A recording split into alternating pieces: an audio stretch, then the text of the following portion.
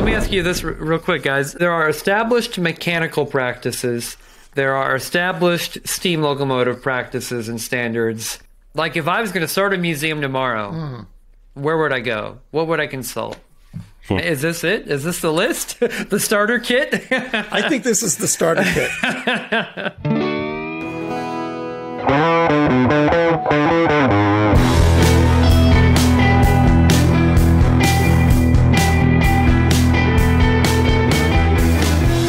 Everyone knows what's wrong in the world of rail preservation. Where are the conversations on how to fix it? For an industry so big on history, it can be pretty short on memory. This can be a world that drags behind the times, or worse, it's too late to begin with. If you're looking for solidarity and insight to help you save history before it's gone for good, before the scrapper comes, you're in the right place. This is Ahead of the Torch. In 2018, the railroad preservation industry was transfixed over the fate of the Indiana Transportation Museum following its eviction from its home of over 50 years in Noblesville, Indiana. This came after months, if not years, of controversy and generally ended very badly for everyone. What we wanted to cover here was something that Trains Magazine editor-in-chief Jim Wrinn put together in the aftermath, and that's his top 10 rules for railway preservation.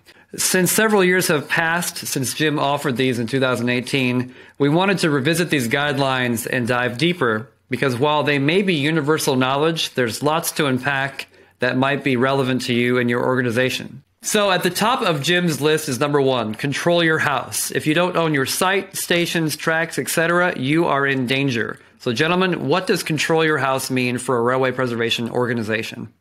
I mean, there are so many different aspects to it, Kelly, in terms of the, not just keeping your house in order in the physical sense of owning your own location or having having a stable location, but, taking the metaphor deeper into who's living in your house. Who are you inviting to the table in your house? What's the, it's really about what the overall planning is that you've put into effect to ensure the longevity and success of what you're doing. It encompasses a great many things. It's not only what Rob said in terms of the physical and those that you're inviting into your house, but it's also how you present your house. You need to look at it through eyes that are not always your own.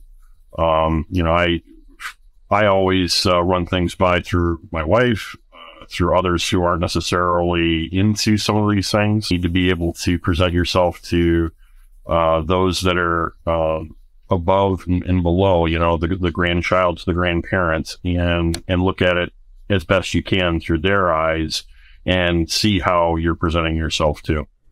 Yes, TJ, I think that, that kind of begs the question too, in terms of how you present your house in being very deliberate about the delineation between front of house and back of house operations. What is the face of your house? What's your curb appeal to the street side? And then what does it take for you to keep everything operating, in a successful manner? Yeah, most definitely. I again, as you say, front, back of house, it's also how those two communicate together. Because if there's a very real sense to your visitors that the front of the house doesn't know what the back of the house is doing, or vice versa, or they don't communicate well, it doesn't take a rocket scientist to put 2 and 2 together there either. It's as much about controlling your own destiny as it is having insight and awareness to every room, every basement, every window, every brick that's a part of your house, everything from your strengths and your weaknesses, your administrative work, training, safety, your contracts, your leases, your mechanical practices, your rental agreements, your insurance, your membership. And I think a lot of organizations, they are sort of at this strange preface between social club and cultural institution or regional attraction. And there are attributes to both, I think, that are good. But I think as we move forward as an industry, there's going to be a lot more tension between what is just a social club that might have lots of responsibilities and what is a cultural institution or an attraction that has obligations to donors and membership, et cetera. So it's like, where do you start? So I think the first thing to ask people in this industry is your house in order? What is a thread that is left unaddressed? Do you have a strategic plan? Have you shopped around for better insurance? When's the last time anybody asked a professional for legal counsel? I think the best way to take the question, is your house in order, or to get your house in order, is to imagine your organization like a structure, like a home. And like to your points, TJ, is it a place that you want to live in? Is it a place that you enjoy spending time in? And if the answers to those are no, then why not? And sometimes I think you need, your fellow outside entities to kind of fill you in on that. Sometimes we all get too close to this, right? And we need to remind ourselves of that. So again, it's not just a case of, bringing in someone in from the outside. It's also bringing in those that kind of know you, both good and bad, and can give critical but important criticism where is needed, and also tell you what you're doing right too. It doesn't all have to be negative. I remember one of the comments I saw when Jim first posted this was that safety was nowhere on this list. And I think it's important to include that getting your house in order means making sure that you have standards and practices, you have somebody in charge of training, that you do an annual review of where you're at. Not every organization is doing operations, but some places might have fire hazards, flood hazards, etc. So getting your house in order really means assessing it from brick to tile and beyond. So I think that's a good self-assessment place to start is my house in order, and what rooms need redecorating and like you guys mentioned, who's in this house and what are they bringing to the table, literally.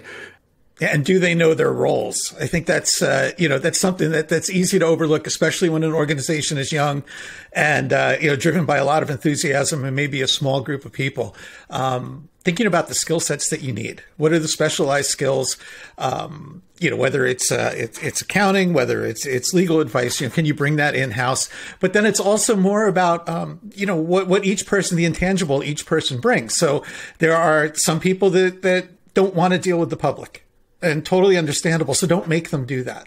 Don't put them in the front of the house. Find the role for them in the back of the house. If you don't have the front of the house person who understands marketing, who understands talking to the public, then it starts to lay out what your recruitment plan needs to be. Yeah, I think, Rob, you said it best when we were preparing for this, is that you can't just have an organization comprised of mechanical people. You can't just have an organization comprised of people that do the paper pushing. There's got to be a good mix, because not everybody is good at either or both of those things. And as much as there might be some really strong and talented people in your organization, they may lack in some areas, or your organization may have opportunities for people to grow in or take ownership of. But yeah, I think the theme of controlling your house is really just assessing. If you were going to buy a house, obviously you're going to get it appraised. You're going to have somebody come in and take a look at the basement and the walls and the superstructure and tell you whether or not what you're going to invest in is worth investing in it. It's our job as stewards to make these homes habitable and hospitable to further our missions and our visions. So number 2 on Jim's list is to keep your relations with Class 1 railroad partners healthy. You may need a friend there one day. So obviously, this only applies to a segment of railroad preservation and operations that interchange or partner with Class 1 railroads or even shoreline railroads to move, to operate, to transport equipment from place to place. But I think this speaks not just to cultivating relationships with Class 1s, but just partners in general. What you want to do is make sure that anybody that is engaged with your organization has a consistent and positive impression of your organization. If I'm a vice president at a railroad and I've got 3 people in my inbox, nobody's carbon copying each other or referring to anybody else vying for my attention, I'm going to think that this organization, doesn't have their shit together. But as a part of that, as important as it is to have one primary point of contact, I'd also recommend having a subordinate copied on all communications to ensure there's a line of communication, there's a contingency plan, just to add another layer of accountability and transparency in your communications with any partner. TJ, you've got a really great example from your time at the Steam Railroading Institute in Owasso, Michigan, of a member of the staff there that made cultivating relationships like a big part of his job. Can you tell us a little bit more about that? When I started at SRI, one of the best pieces of advice that I received, hands down, came from then Chief Mechanical Officer Barney Gramling. And Barney told me that, no matter what, in order to maintain a good relationship, in our case, it wasn't a class one, but it was a short line with Great Lakes Central. He made it a point to go over once a week, no matter whatever reason, to talk to them and kind of not only remind them that we're there, but that, we know that they are there and that we don't do things without them. And so that began a relationship that, put a face, not only a face with a name, but it also put a sense to them that we saw them as important. And then in turn, they reciprocated. And there's no question in my mind that 2009, the Train Festival would never have happened otherwise.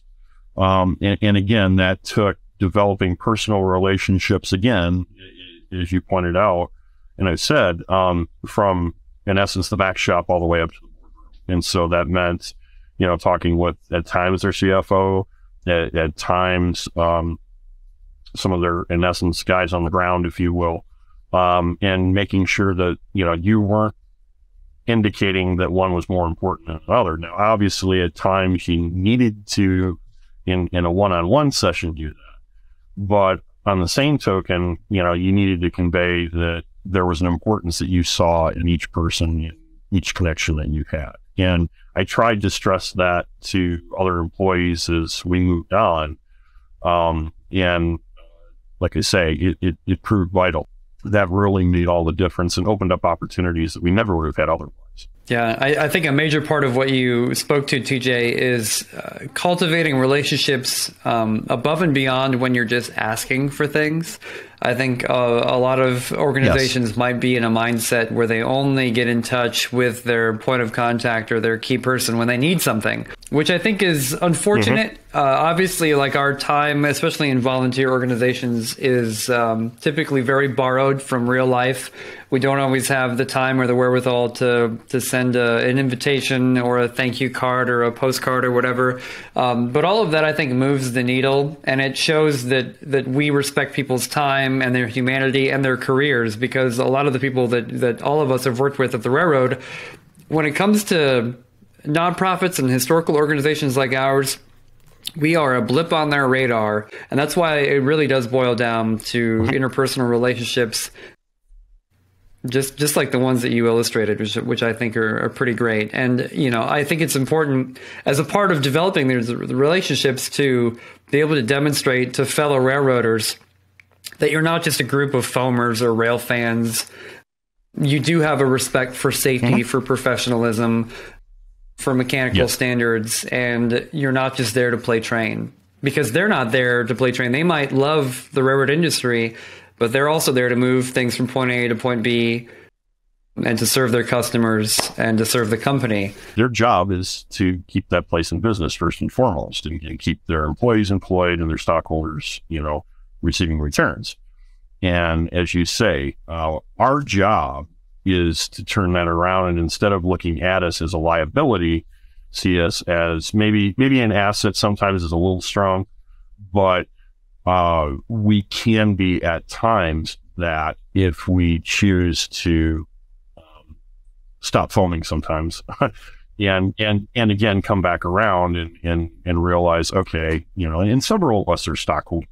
Several of us, have these things too. So if we kind of look at it through those other eyes, we can kind of understand where they're coming from. It doesn't necessarily mean we always agree, nor they with us, but it all comes, particularly in today's day and age, the ability to look at the other perspective, I think is very, very important in that relationship. And I think that's kind of what Jim really gets at. There was a recent conversation I had with somebody at a Class 1 railroad who was assisting with a donation. And he said, if more organizations had it together, there'd be a lot more stuff that was saved. Kind of a damning indictment of the rest of the industry or the people that he'd interacted with, because they just made it impossible to coordinate with, to have a relationship with. They made unreasonable demands. They weren't ready to go out and inspect and get things ready to move. So I think that trickles back up to, getting your house in order, having the right people in the right places, and being able to deploy those people and those talents at the right time with the right people. It's not just Class 1s or regional railroads, but it's important to keep your relationships with the industry and other partners or potential partners in the industry healthy as well. This can be as simple as buying a ticket, getting your name on a membership roster. We ask people all the time to put their money where their mouth is.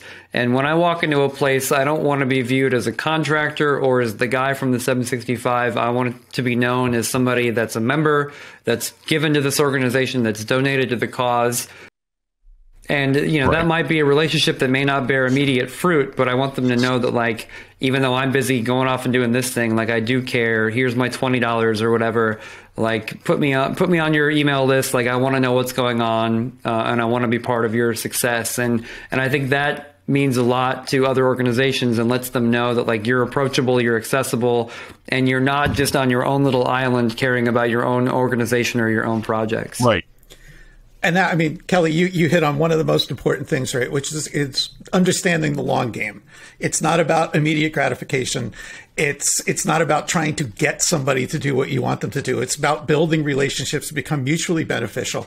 And I think it's played out in how many times over the last 30 years have we heard, well, such and such railroad will never allow this and never allow that again. It'll never happen. But then somebody responsible who has their act together comes along, and all of a sudden what was impossible actually ends up happening multiple times.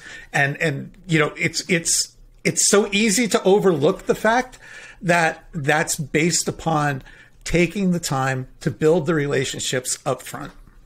Number 3 on the list is to know your local community. That includes government, Chamber of Commerce, the Visitors Bureau, any organization that might be a help or a hindrance. In our prep for this, we talked about knowing thy friend and knowing thy foe. And Rob, you had some really interesting comments that it's easy to know who your enemies are, I think. Is that what you were going for? Yeah, well, they'll tell you, right? You don't have to really know who they are. They'll come and let you know. But the danger with that is that they will also come and suck your energy out. And you see it over and over again where too much attention, too much energy goes to the negative side.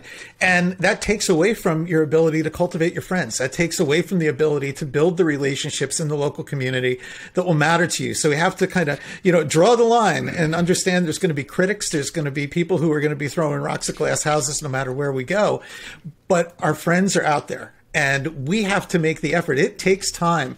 It takes energy to build those friendships and maintain them. But in the long run, that's a lot healthier than letting your energy be sucked out by something negative. Yeah, you want to turn these people into your advocates, not just your friends, but your advocates, and to be able to speak for you. Like when somebody complains about a whistle or smoke or noise or crowds or parking, you can always, hopefully, have somebody in your corner. And if it's someone in the mayor's office and the visitors bureau, et cetera, who understands your value, that can speak volumes. Coming off of what Rob's saying, particularly in an instant gratification society that we live in now, that people really don't tend to cultivate and tends now to get noticed more than ever did. If you are a newer entity, you got to remember that the way particularly small business America looks at nonprofits, museums, historical entities is, handout, right? And they're only coming over for that. If, however, you're going to the local diner every Saturday and Sunday after before your work session, or you're going to the local hardware store, or you're going to, the local gas station even, and folks realize, recognize your face, then recognize your name, then start putting 2 and 2 together. When you do eventually go for those asks, not only are they already going to know who you are, but they also immediately make that connection of, hey, they're spending money with me. They're asking for something in return, but in turn, they're going to continue to spend money with me. They're going to continue to make me a part of what they're doing. And it creates not only that relationship, but they begin to take ownership in it too. And very often they become, as Kelly indicated, not only your own advocates, but they're protective of what you're doing. So often we use the term NIMBYs, right? They're not in my backyard thing. But in reality is you're doing your thing, what you're doing right, and you're making those connections, those people that own those houses, that own those businesses, then begin to look at you and in terms of what you're bringing in and the dollars and cents. And so as Kelly, I think you pointed out too, reminding, them the amount of money that you're bringing to the table, the amount of people that you're bringing into town that wouldn't otherwise be coming in. And that doesn't mean being forceful, and Lord knows it doesn't mean being arrogant, but as you also, I think, indicated, being part of the older school Rotaries and Chamber of Commerce and Kiwanis and all of those entities. While it may seem somewhat passé in today's day and age, the reality of it is the fact that you're a member and that you are joining, make those connections, can get doors open for you that wouldn't be open otherwise. And but again, to point out what Rob's saying, it's a long game. This does not happen overnight, and you shouldn't expect it to. And I'll throw one step further before I round it out. I think we have a nasty habit too, particularly with our boards in today's day and age, of an instant gratification factor, where if they're not seeing an instant return from an event, from a move, from a connection like you're talking about, they immediately dismiss it. And again, if you're bringing in as part of that board members that understand that sort of old school way of making connections, they can then support you.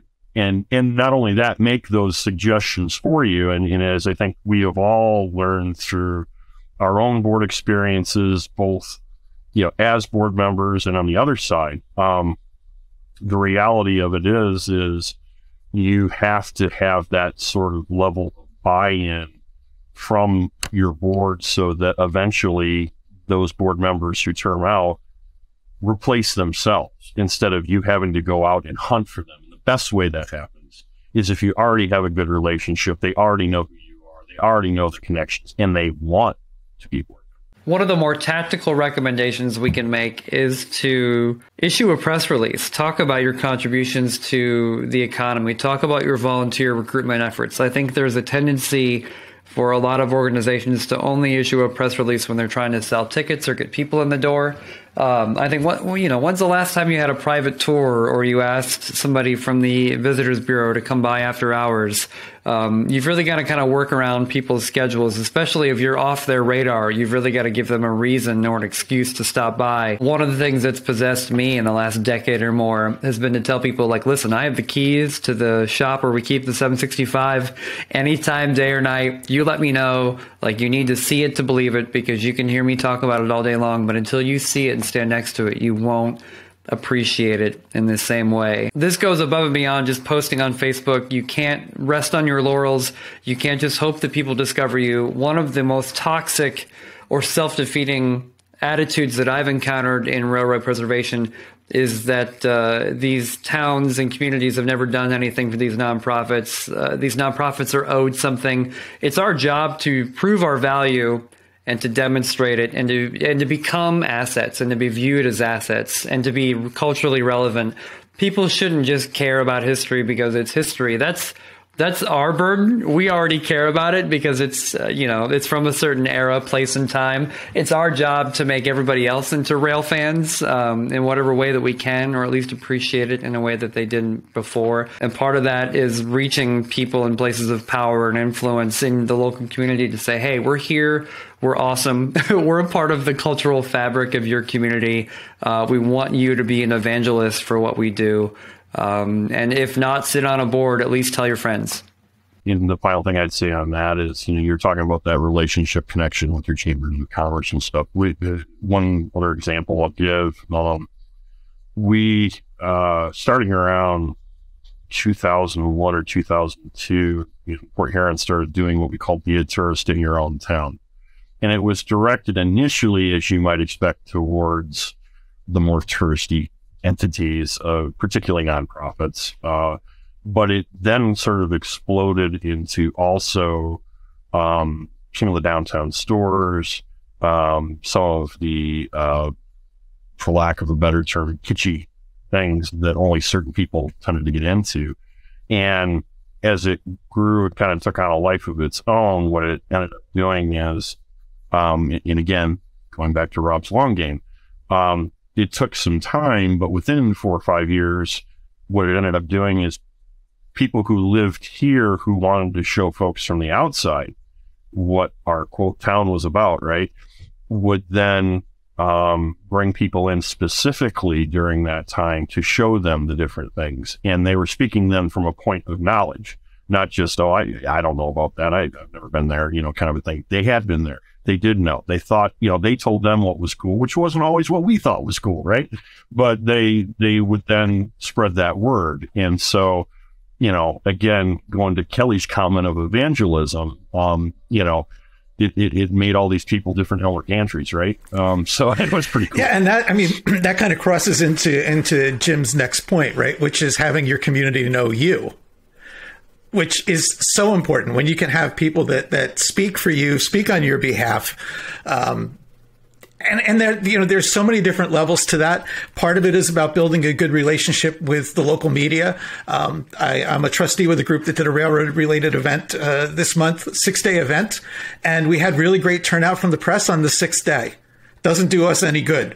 So, it's a willingness to have that conversation. And again, it goes back to, it's a human connection. It's putting your best foot forward. It's not being afraid to talk to people and tell them what you're up to. Tell them what you need. Tell them what you can do for them.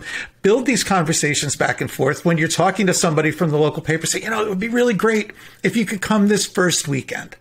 It would be a better story for you because people are going to see it and say, hey, I saw that article. I saw that video. I went to see the show. And it's better for the railroad organization who's then getting that publicity while the activity is still going on. Making sure your local community knows you and what you stand for and the good you do and the impact you make, as Jim writes, means knowing people in your community, adding reporters on LinkedIn, cold calling them, emailing them, showing up at the front desk or the news desk to say, hey, we're here. This is what we do. We've got these events that are coming up. Reporters love to have leads. They're always hungry for stories or feel goods. Establishing relationships are key. Having a database just of media contacts that you can send these press releases to. Do a press day. Just do an event that is a preview for something where people know they can get exclusive access, exclusive interviews, talk to the right people. I've observed in the medias that people say that the local or regional news doesn't care about what they're doing, but that's maybe because you don't have a personal relationship. You don't know the names of your local reporters. You haven't had these conversations, and you haven't asked a news desk editor, hey, what would it take to get a journalist or a videographer out to the site? Or what can we send you that you can use in a broadcast? Send people the postcards, the letters, let them know that you're there. And I think part of what is important too is to make this somebody's job. Maybe there's a PR person, a marketing person, or maybe an outreach person writ large who not only is talking to media, but to schools, to trade organizations, to these Rotary clubs, etc. It's their job to say, hey, we're here. We'd love to come talk about what we do. We'd love for you to come see what we're up to. And that's how we get to know each other better. Coming into the next topic that Jim talks about, and it segues off of that communication. The best way to start evangelizing is within those that you know, in your own kind, if you will. Start looking at making those connections with Heritage Railway Alliance or a Railway Passenger Car Alliance. So that means, again, getting out of your every weekend work session, getting off your duff and going out and traveling. But that doesn't always necessarily mean you have to physically go there. I mean, get out and learn what some of the other entities that are doing what you do better. Sometimes it's also looking at what you do better than they do. But the way that you make those connections and the way that you begin to grow how you're perceived is realizing how some others are perceived as well. In turn, those individuals, when you start to make those connections, have connections with other individuals. Again, this is we all are now hopefully quickly getting, Jim's points build on each other. And so, you start with that house in order, and then it spills over into some of these other aspects. And again, that's that next step. You start doing that outreach to show and tell people who you are, what you're doing. And in turn, have them say, you ask that question nobody really wants to ask, which is, what do you know about us? What do you think of our house when you walk by it on the street? Yep. Yeah. Is it a place that you want to go in? What have you heard about it? Exactly. And you have to have those, the ears open and be willing to hear the negative as well as the positive. And it can be surprising. Yeah, sometimes it can be downright gut-wrenching because, again, we all get sometimes too close to what we're doing. But on the same token, it can be incredibly enlightening and incredibly powerful. And when you're trying to make arguments to your fellow board members, your fellow volunteers, the staff interaction, if you're lucky enough to have staff, the reality is you can use that and say, hey, I went to this conference, I did that, I was talking to these fellow people, and this is what they've done that's successful. Why don't we give it a shot? Because as we all know, it's it's a sincere form of flattery to be copying, right? But on the same token, you can then reach out to those same groups and say, hey, we tried this, and yeah, it kind of worked for us, or it didn't kind of work for us, and explain to them why. And again, it starts to make those connections. But take it that one step further, which kind of brings around the circle of what we talked about with dealing with your local railroad. Don't just do it when you need something, and we seem to always forget that. Most importantly, if you take this to that next thing that would be obvious, you would think, but isn't always, is keep that ear open so that when those groups need help and you have the ability to do so, you can. It's the old, is a very good friend of mine and mentor says, pay it forward. It comes back tenfold. And so you need to understand that when you do take that step, there's follow through that you need to do. It's not just, I'm going to dip my toe in the water and, I kind of liked it and I didn't like it. No, once you make that leap, once you make that connection, once you make that step, you need to realize that if you're expecting someone's going to have their cell phone on for you, or, their, messenger waiting or whatever, you better be returning the favor. And so, again, there's positives and negatives to that, as we all know, that have done this long enough. But on the same token, I honestly have to say there's way more positives than negatives.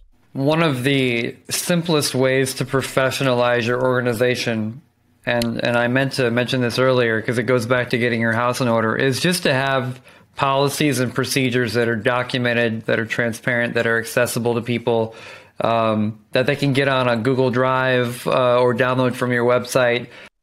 Yep. So let people know that you have a backbone, you have a system, you have a standard operating procedure. I want someone walking into an organization to know right away, to read on an 8x10 document, like, oh, this is what an open house is. This is what a pumpkin train is. This is what Steam in the Valley is. This is what the Joliet Rocket is. Rather than assuming or hoping that they'll catch up or they'll just know or just figure it out. Mm-hmm. And to be able to make it accessible to somebody that might know railroading but might not, especially too. Want to let them know, like, here's how you volunteer, here's how you get on the crew, here's how you attend our safety training, et cetera, et cetera. There's one thing, and I don't mean to interrupt, but there's one aspect I would say about that there is a little bit of a tightrope that you need to sometimes walk, because as you professionalize, and again, it should be definitely a goal. Remember why we all got into this. There was a fun aspect too. And the thing that I have seen sadly happen more often than not is when groups begin to professionalize, and I've heard it from volunteers who've left, I've heard it from volunteers and entities who've moved on, when you become so professional where it literally becomes a job, that, and I'll say it, I think sometimes we're so concerned, right, about making money that we begin to treat our volunteers like employees. In a certain level, let's face it, it's a different day and age than when all of this started back in the 50s, 60s, et cetera. And so there's elements of that you obviously have to treat differently. But on the same token, these people are taking their time, most of it usually what we would consider their free time, which, as we all know, is getting shorter and shorter and shorter. And they're doing this because they want that personal interaction, probably now more than ever, with what we've all been dealing with the last couple of years. And so they want that interaction. They want to be personal. They want to make those memories. They want to make those connections. And if you get so rigid and so tight on those things that, literally you've got volunteers attacking other volunteers because they are meeting that benchmark, and that's and they completely lose sight of it, then you're also sort of defeating the purpose, and you're really hindering your ability to bring in that new blood, that new energy that we all need. Because let's face it, if you're in this long enough and you've been beaten down enough, you tend to forget that energy, or you need that burst from someone else, or you need that remembering of, wow, isn't that great that they've got that energy and stuff. I remember when I used to be like that, kind of thing. And so, and it reminds you of why you got into it. And that's always important. You need those touchstones. You need that connection.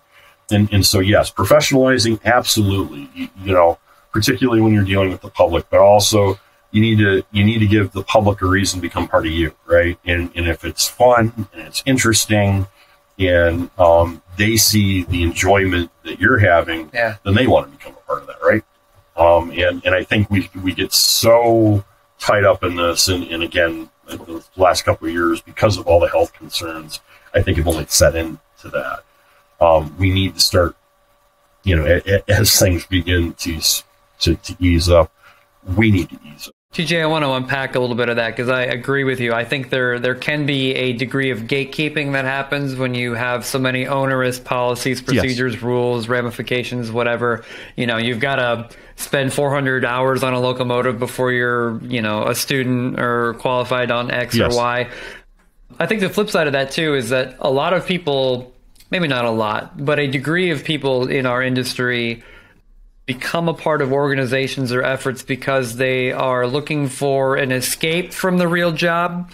And the more we make the volunteering or the museum or the tourist railroad then it's like, why am I doing this? And there is a delicate balance, a tightrope, like you say. And I think there is a way to establish basics and a baseline without going too overboard, without turning people off or turning people away. But sometimes there are people that just don't want to follow rules. And I think that you've got to have rules and policies documented. So at least there's a place to start with, and there is a living document, so to speak, to evolve from. And from a board perspective or a leadership perspective, being able to adapt and overcome or address things as they come up. Like in Fort Wayne, we have a disciplinary procedure and a disciplinary committee that I think we've only had to use 2 or 3 times ever. And we've modified the rules and policies and procedures around that as time has gone on to make it a little less onerous, more forgiving. We've got a communications policy, a code of conduct policy. So we have what we think are very genuine baselines to start with. And we have evolved how we address infractions or issues as a part of that. But I agree, there can be, and I think some organizations purposefully create a very onerous process to become involved, to maintain power or to keep people away from certain duties. I'm usually of the mind that even I'll work with somebody I don't like as long as they do X, Y, and Z, you know?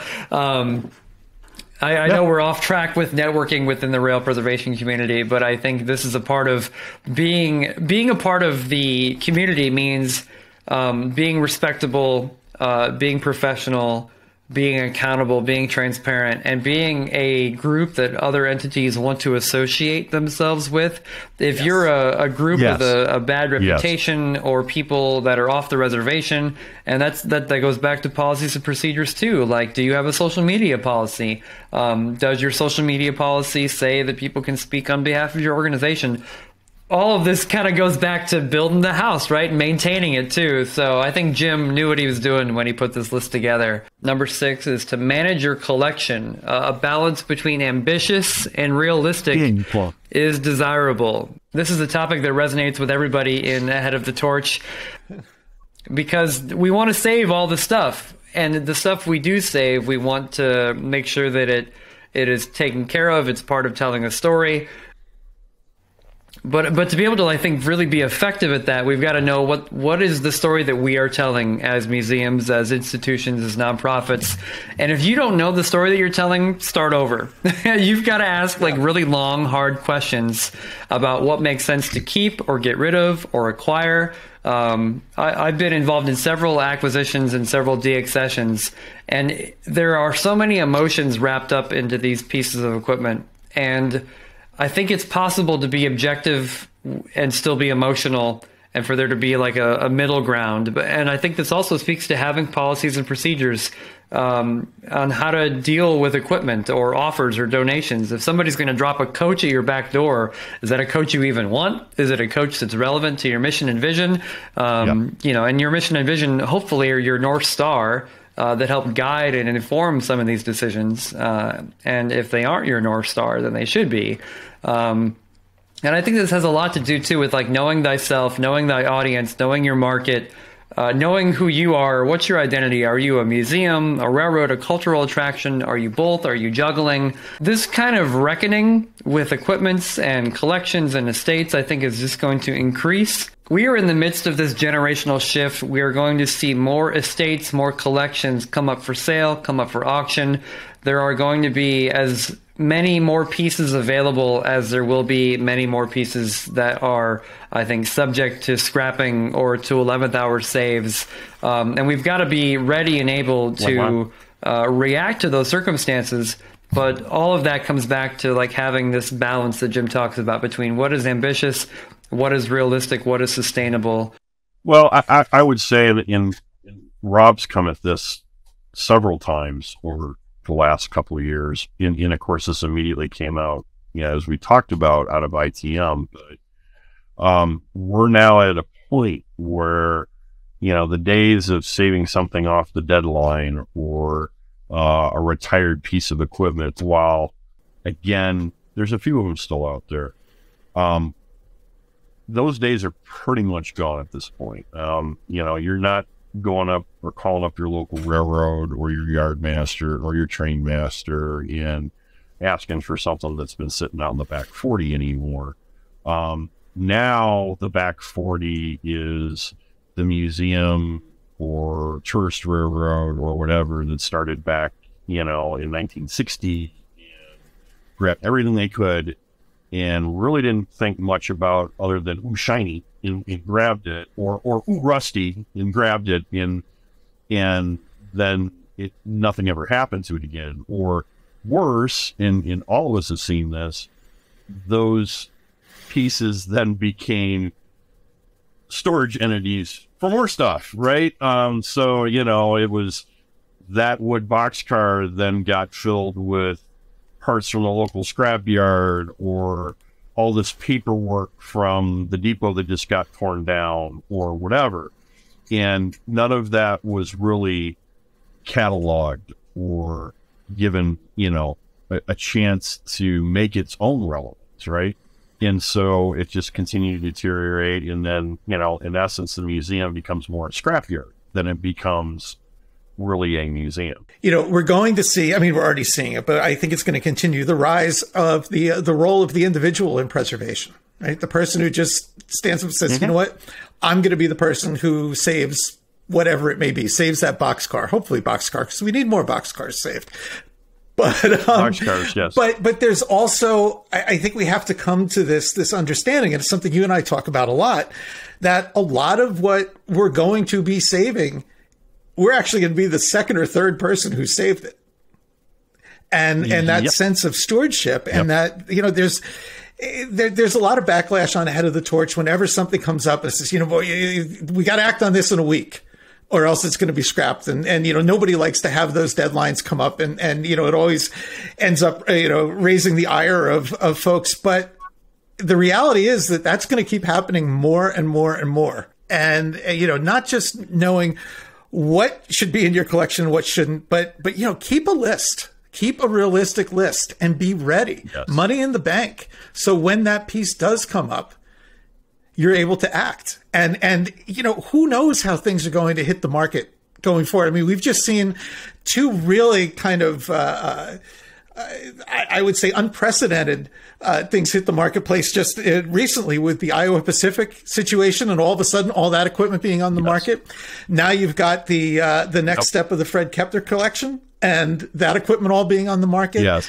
And again, it's about understanding where you're headed with your group, what's most important to you. Make those plans now and raise money for it now, so you're not caught off guard when that piece you have to have is suddenly available. Make plans for equipment you don't have plans for, you don't have the skills for, you don't have the talent for. If there is a piece of, if there is a passenger car or a freight car in your property that is wasting away, that nobody has adopted, that nobody will be a steward of, try to find a home for it. And the sooner you can find a home for it, hopefully you can gain some more real estate back. You can put a little money in your pocket if there's any money to be exchanged. Sometimes being responsible in railroad preservation means like doing stuff that sucks, making hard choices, doing stuff that hurts feelings, but ultimately trying to do the right thing, I think is really important. And if your job is as an institution that is there to preserve history, sometimes it means you've got to give somebody else the opportunity to preserve it. Well, you both made the connection of people tend to treat this like they're kids, right? And as Rob and I both now know is empty nesters, the reality of it is as a good parent, right, you also need to realize that at a certain point you need to let your kid go. And I think all of us who then sort of invest time in these things sometimes need to understand that we're not we're the caretaker for a period. We're not the long-term caretaker. I'll bring up Mike Wolf talks about this very much on American Pickers, about very often, he sees part of his job is finding the home that something's supposed to go to. He may not be, but he has built enough connections. Again, bring everything back around, right? You make those connections, you get to know the other entities, you know what their missions are, that when opportunities do come up like this for that unique piece of equipment, you can then say, well, you know what? It really doesn't fit our mission. However, this, Minneapolis and St. Louis wood boxcar that's been part of a, barn that no one knew about in, the middle of Podunk, wherever, does really fit with this other entity. And it is kind of a gaping hole for what they're looking to do. And so then you can then be that evangelist for that other organization. In turn, when you're visiting some of these other places, we have to be careful how we do this. You shouldn't be, going to other museums to pick over dead bones either. But the reality of it is, if you have that knowledge level, Kelly, quite frankly, I've seen you do this several times. When you're looking at assessing a collection, I know, I can almost see it in your eyes. You're always kind of thinking, well, wait a minute, such and such has been looking for something just like this, or this project that I'm working with is doing that. And that also means taking that broader perspective of, guess what? Some of these pieces may have a life that's not in a traditional museum. So you have to have that ability when you're evolving to recognize, even if you spent, of course, we're all very money oriented. Even if you spent that big chunk of change on this or that or whatever, you sometimes have to have that ability to step back and say, yeah, we put a lot of money into this. Or, yeah, we did this or that, but it no longer fits what we're trying to do now or where we're going. And I'm not going to say cut your losses, but on a certain level, sometimes you do have to, and look at the greater good for the betterment of that piece, for the betterment of another entity or a fellow entity. It should move on. And no, you shouldn't, gouge the hell out of your competitive museum and process. Now I'm not saying that you shouldn't get some recompense for what you're doing. Obviously if there's a fellow piece that you can trade out or whatever, but on the same token, it's setting those egos aside, setting those personal connections aside and saying, okay, I'm doing this for the betterment of others and for the betterment of that piece. And, the mind, hoarding thing, just doesn't help, with the growth of that thing. Again, this all ties back to what we were talking about, right? So I'm beginning to understand too, as we talk about this, that not only did Jim work very hard to figure these out, I think he had a mindset behind the order that they went into. Just to wrap up number 6 on managing your collection, I'm always going to go back to knowing the story that you're telling. And if you can't say what a piece of equipment does to enable that storytelling or to be a part of that storytelling experience, it's then time to find out how the piece of equipment can help somebody else tell their story. Jim was very prescient in a lot of things in this list. Number 7 of his top 10, you and your museum live in the real world. You're not immune to egos, human foibles, and misunderstandings. I mean, that could be number 1, 2, 3, 4, right through to 10 on a list on its own. And there's so many different layers to this, right? As we talk about volunteer organizations, and we've talked a lot about back of house, front of house, who gets assigned to what job, who brings what skills.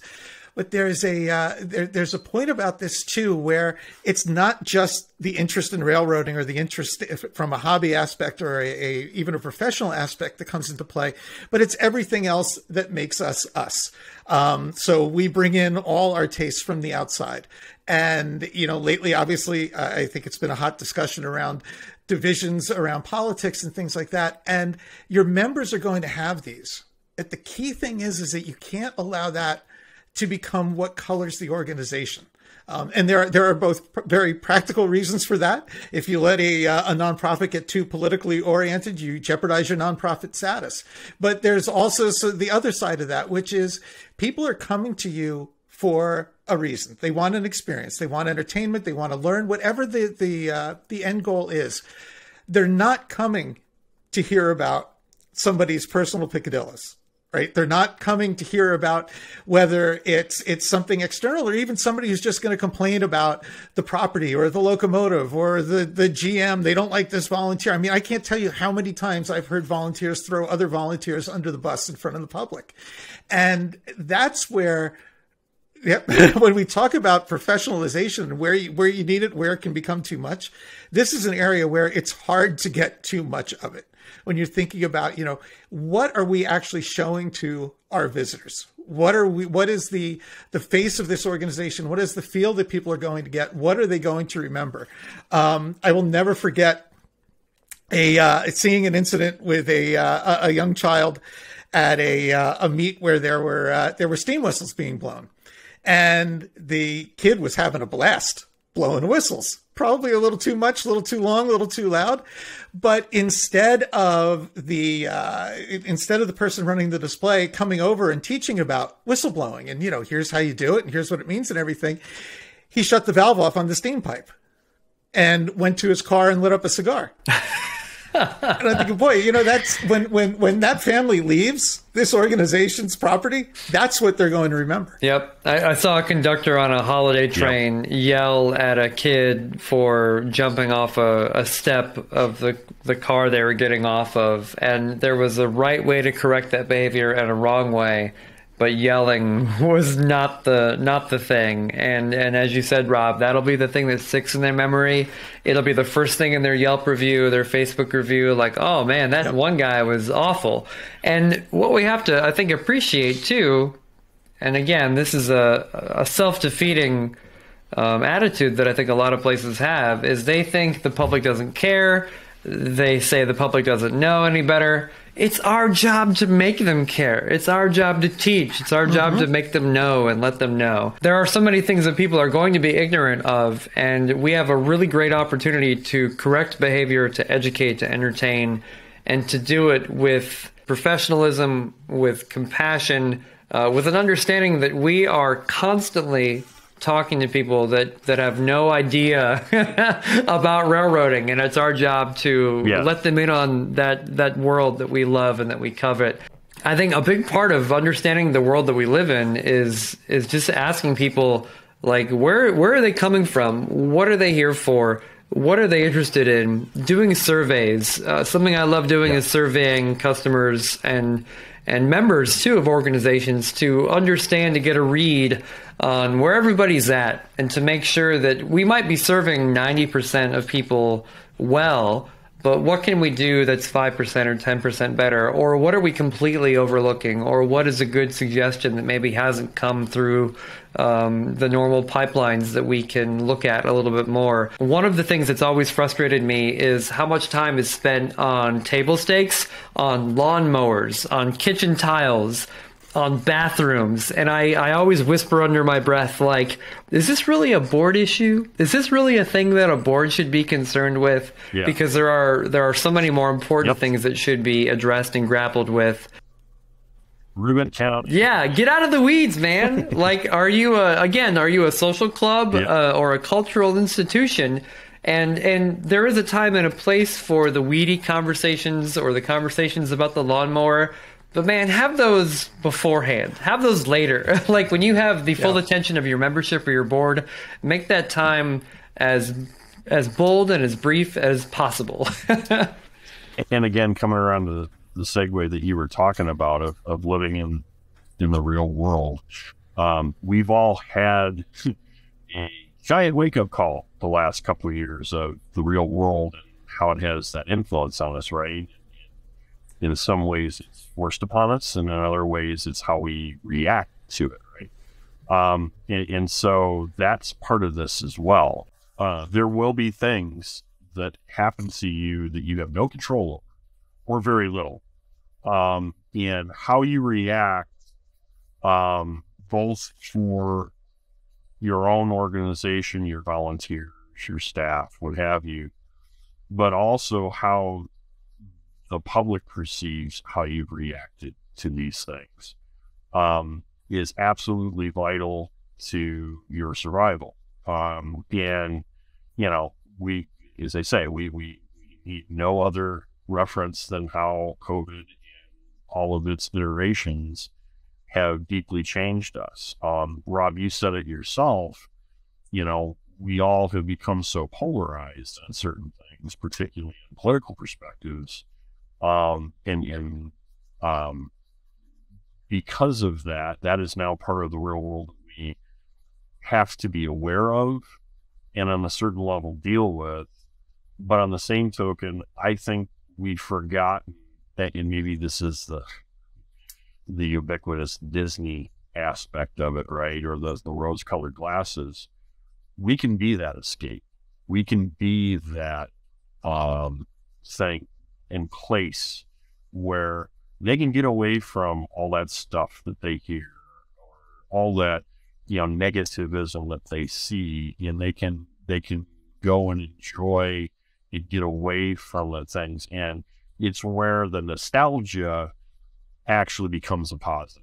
It's where people can go and say, yes, this is the way it was. This is when it was simpler. This is, and we all know the reality. It wasn't simple. Where it was, if anything, a lot more difficult. But, in everybody's mind, we see it as simpler, right? And so, you can be that place where you can turn off your phone. You can be that place where you can take the kids and show them, what you remember positively about. Or more importantly, I think now, the things that you didn't get to do that you really would like your children to have that opportunity, or, you can make those interactions again. And that's that multi-generational thing that I think we forget we have the ability to do. You can have grandpa talk to the grandchild, whatever, and tell stories and bring out things that they wouldn't otherwise do. And we're a touchstone, if we choose to be, for the positive. And I think because we get so wrapped up in that real world that we're all in, we forget that we can be that. And we can direct a connection that is visceral, but still literal, and can still make those connections to the real world when they leave, but that it can take home a bit of us too. And so again, yes, so much of the real world that we deal with seems to be negative or political or whatever, but we can then turn around and be that thing that gives them that break, and they'll remember that. That's the thing. They come, in essence, to play with us, to enjoy us, and to get away from all that stuff. And, why not? Let's be that.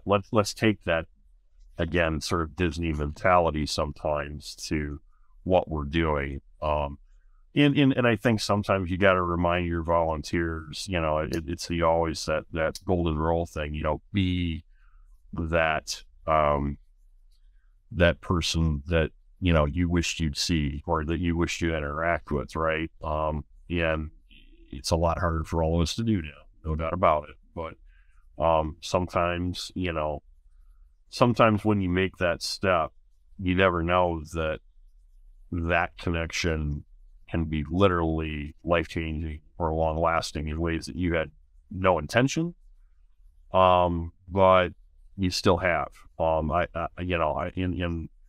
I had that recently with an entity I used to be involved with that, again, I've been removed long enough from that I kind of forgot that, and again, you play a role, right? You forget those connections, and then suddenly, that child that you were handing a ticket to or doing, something with 10 years ago is now at 22 or 24 or 30-year-old that's now bringing their kids to it. And what they remember is that positive memory. Now, they don't know about the fact that, basically, missed a step and, did a half gator off the coach step and, hit the ground, or did whatever, or you were having a bad day or whatever. What they remember is what you project. And I think we need to remind ourselves that can be the case, and we can be that force for good, I guess you could say. Not to be too cheesy, it's real. I mean, be what you would like to see in the world, right? We can't be that. Yeah, there can be such a complacency, I think, that like when your staff or your volunteers show up every day or every weekend, there's a comfort level with everything, and we're all used to seeing what we see every day, every week. And there are so many people that come through the door and see it for the first time. And that rule about first impressions, I think, is really key. Like, what they see is what they remember, what they take away. And we might have justified it in our heads or said, oh, there's no budget, or, oh, that garbage will get removed by somebody. Yep. But somebody that's never been there before, they don't have all those excuses. Number 8 on this list, and this makes me laugh because it's like the Boy Scout motto to always be prepared. But Jim says to have a plan A, B, C, D, E, F, and G, which I think is pretty salient. I think it's easy for organizations to get wrapped around the axle when it comes to what they're there for and are inflexible or unwilling to evolve, move, adapt, etc. And obviously, sometimes a mission statement can be very limiting, and that's why it's important, I think, to keep those things broad. But you have to have your contingency plans. Your goal might be way up here in the sky, but how do you get there from where you're at today? And that, of course, beautifully dovetails into point number 9, to never forget that even though you're a nonprofit, you're still a business. Job number 1 is to stay in business. Yep. And I think if you don't have a strategic plan, that's okay. You don't have to upset the apple cart. And I think what I've witnessed growing up in this industry is that sometimes people want to change things by force. They want to do it suddenly. They're not satisfied, like you talked about earlier, TJ. There's that desire for immediate satisfaction that can make people very uncomfortable. And you've got to figure out how to stair-step your way to success, or at least sustainability. So if you want to be here in 5 years, well, what's your 3-year plan? What's your 2-year plan? How do you fill in the gaps to get there without just hoping that one day in 5 years, boom, it'll just be delivered to you? And I think it's important that you never accept status quo, especially if you help to make it. If you are the person showing up every weekend, that might be status quo, but is it good? Does it positively reflect your organization? Right. And when somebody asks you what your plan is, does everybody in your organization have the same message? So that's my soapbox about strategic planning and having contingencies and backup plans. Obviously something I'm very passionate about, because so much of my adult life has been recognizing that I am in a position with my peers to inherit the things that generations before me saved and preserved. And with that movement, they preserved memories, practices, cultures, traditions that are now my responsibility. How do I hand those off to the next generation, but also make everybody else appreciate and love it and support it, so that it's that much easier for them to do it when I'm old and gray? Your ultimate goal should be to replace yourself. And hopefully not with one person, but with a couple. And we tend to become so invested in I'm just going to say it, defined by whatever project we're in or entity we're involved. We forget that ultimate rule, which is, again, none of us are getting out of here alive. So ultimately, if you don't plan, you don't know who's going to replace you, you don't have a sense of how to connect with that next generation down, or a couple generations down, or whatever, you're just feeding the inevitable.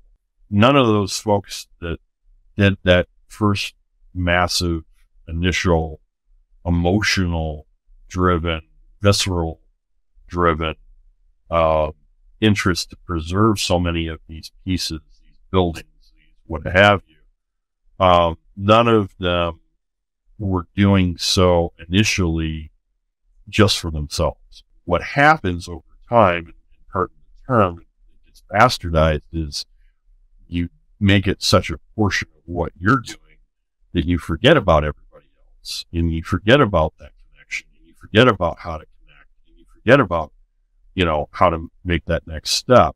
And in doing so, we sow the seeds of our own failure. We come to this, in part because of that camaraderie, right? We come to it because we're meeting with like minds who have a similar connection. We have to not only convey why we see it's important and why we think others should see it's important, but we also need to embrace why others see this or us or whatever as important. To that point, TJ, one of the best pieces of professional advice I ever got, it was at my first real full-time job out of school, was to hire people that you think could replace you. And the manager who told me that said, most people are afraid to do that. But if you're not afraid to do that, no matter what organization you're in, that organization is going to continue to grow.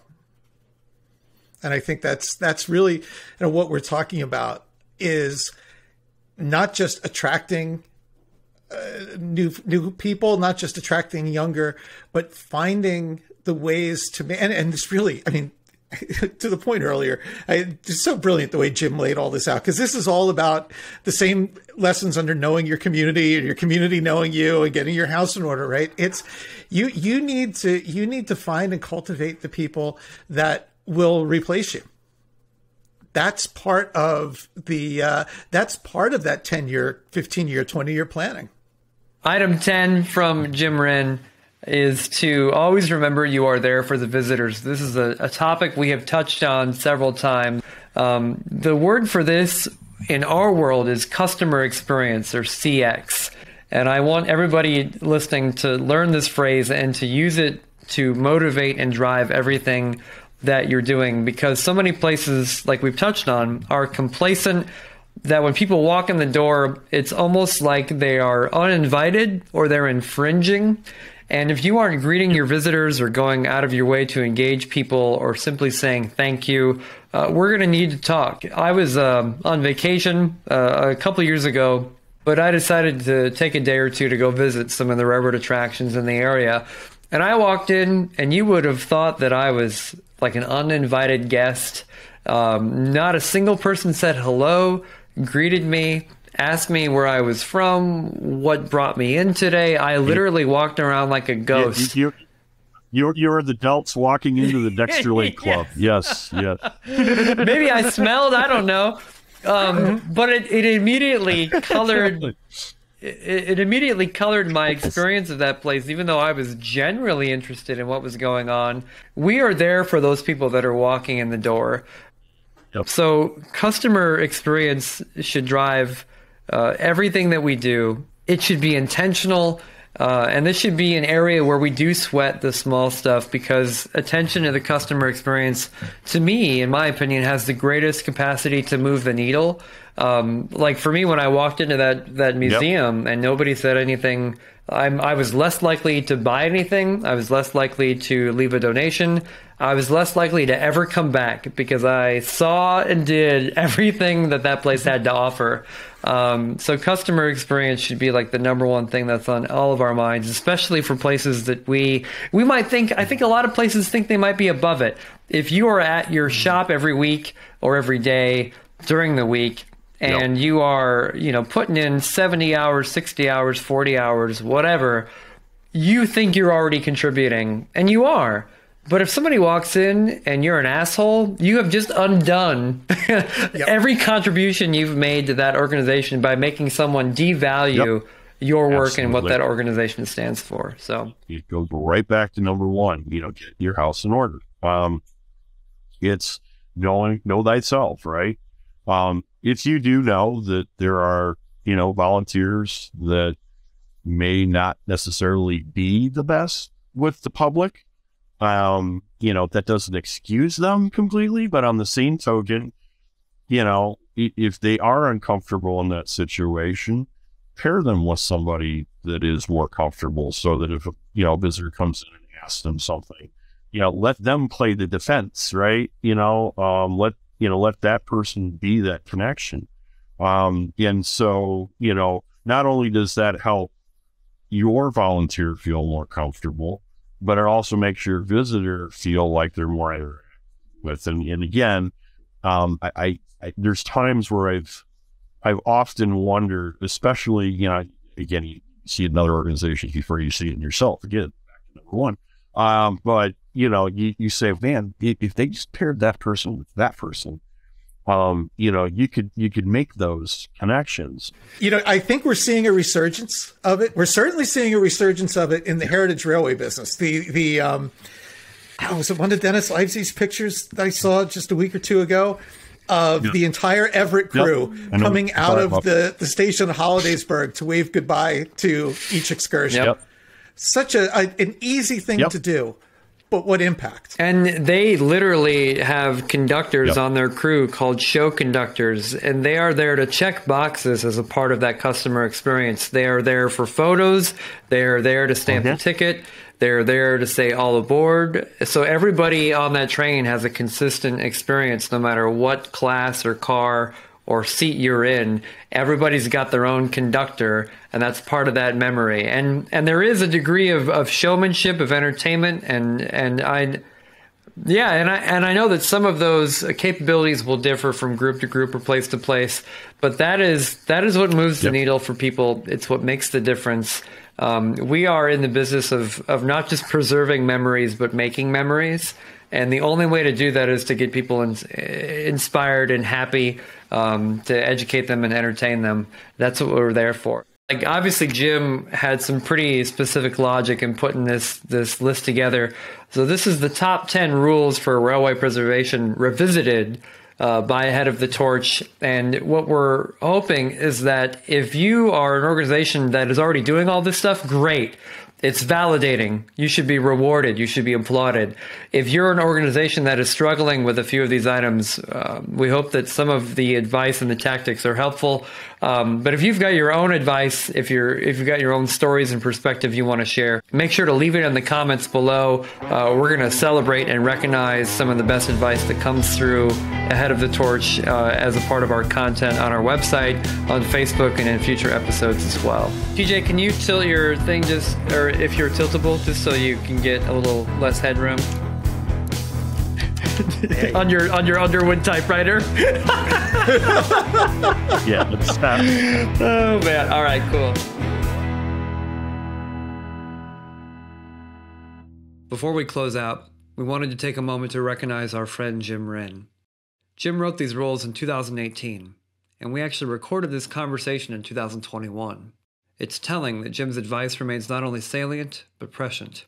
As we considered how to kick off this limited series of Ahead of the Torch podcasts, we knew we wanted to start with Jim's thoughts. For 17 years, Jim served as the editor for Trains magazine and was the second longest editor in the publication's history. Jim was smart, gregarious, approachable, and an immensely powerful connector of people. He held a high-profile position, but like any good journalist, he was accessible to anyone. Jim was, above all, a friend. When I was in my early 20s, it was Jim who treated me with respect, insight, and inclusion. Attributes that aren't always abundant when you're a young person in a big industry pursuing your passions. After his passing in 2022, it was clear that my experience with Jim, where he played the confidant, the instructor, the historian, and the connector, was repeated hundreds of times over throughout the many lives he touched and friendships he made. He is missed.